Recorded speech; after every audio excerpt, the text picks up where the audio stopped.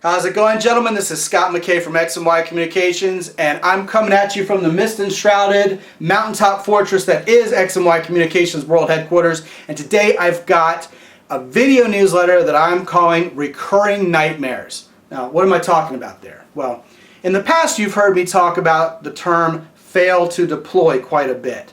If you go and you look at men's dating advice, you hear a lot of talk about approach anxiety, about not feeling comfortable talking to women for the first time, introducing yourselves.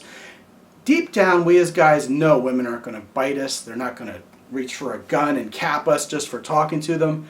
We know that really it's just as easy as talking to a woman in terms of introducing ourselves to her, saying, "Hi, I'm Mike," "Hi, I'm John," or in my case, "Hi, I'm Scott," and having her respond with, "Hey, I'm Michelle," or "Hi, I'm Jennifer," and then you continue with the conversation. But we fail to deploy, and that nightmare of our fear continues to haunt us because we just never end up meeting any women. And it is a nightmare. It is something that we wish we could get over, but we continue to fail to deploy. But here is the problem.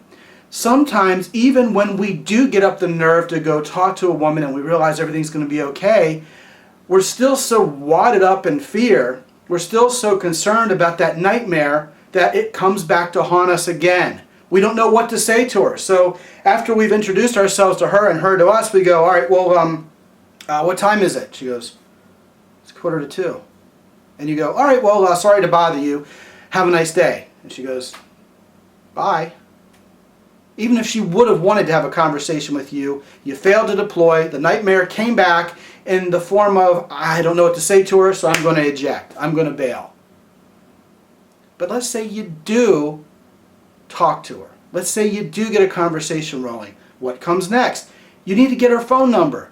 But you don't, because the nightmare comes back again. The failure to deploy happens and you say, "You know what, she's just going to tell me she has a boyfriend. She's going to tell me she doesn't give her number to strange guys and I must be a strange guy." So you go, "All right, well, nice talking to you, see ya," and you never get the phone number.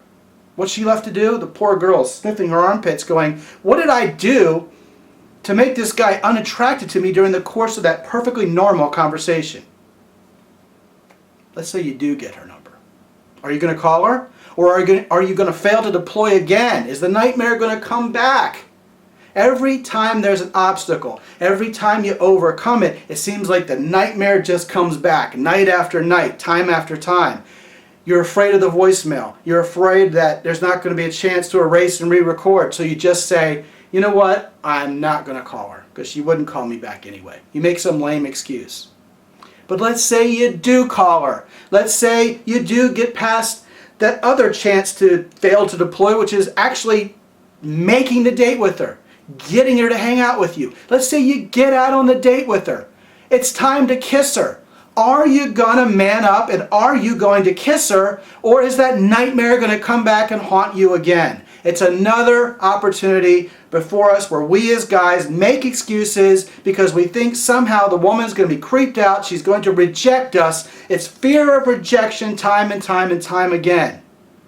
At every stage, when we talk to her, before we talk to her, heck yeah, when you talk to her, when it's time to get her number, when it's time to call her, when it's time to make the date, when it's time to kiss her, and especially when it's time to get physical with her. Look, guys, if she's over your house and she's hitting you in the head with a pillow and she's trying to tickle you and you don't do anything to kiss the poor girl or to make her sexually excited for you at the next level, she's going to leave your house and she's going to feel rejected.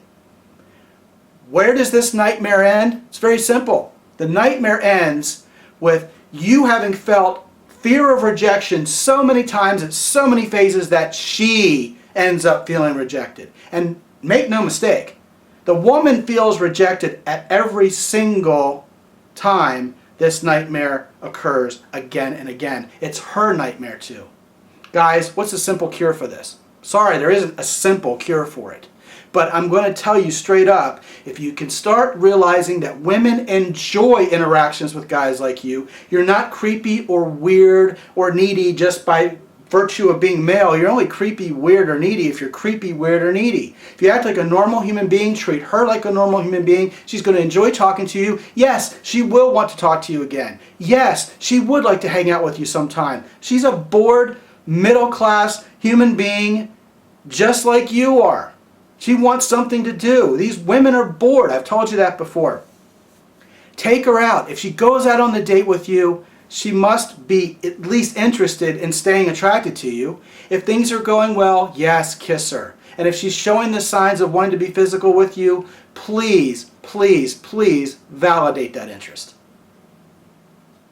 This is Scott McKay from X and Y Communications. Until I talk to you again real soon, be good out there, guys.